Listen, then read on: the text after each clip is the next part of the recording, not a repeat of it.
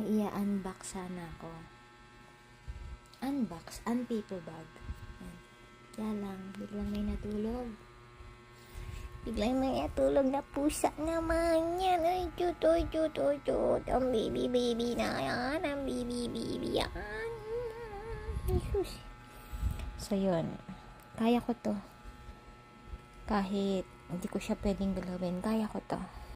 So, ayan. Diskarte lang. Ayan. Kasi natin.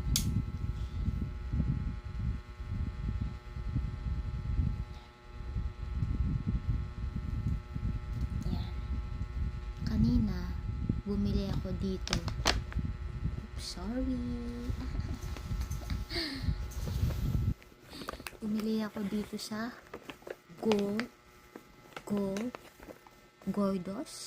Godo. Hindi ko alam kung ano yung basa. Basta dito. Search ko na lang mamaya kung paano siya i-pronounce. Tapos, kabot. Diba pag hindi talaga tayo laki sa yaman, pag nag-o-open tayo ng mga paper bag, o kaya mga box, ayaw natin sirain.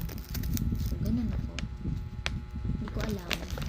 Kahit ngayon pag-collect ng mga Tupperware, dati ayoko nang ganun kasi ang kalat. Tapos ngayon, ganun na ako. My goodness. Dito na naman siya, oh. Ano naman si Pampa mo?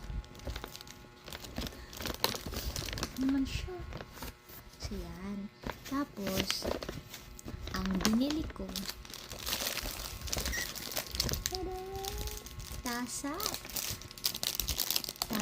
pula. Kahit hindi ko naman favorite ang pula. Pero wala, nagandahan ako sa kanya. Tapos merong hot chocolate kasi. Gusto ko siyang matry. Tapos, gift ko na sa sarili ko ngayong Christmas. Hindi ko alam. Ganda eh, nagandahan ako sa kanya. May kwento to, pero mamaya na. Tapos,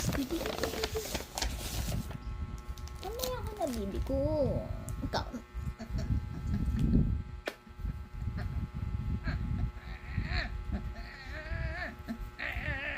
Na. Sige. Nandun ka muna. Kasi to, binili ko kasi naka-sale. Tapos, ang ganda. Favorite color ko pa.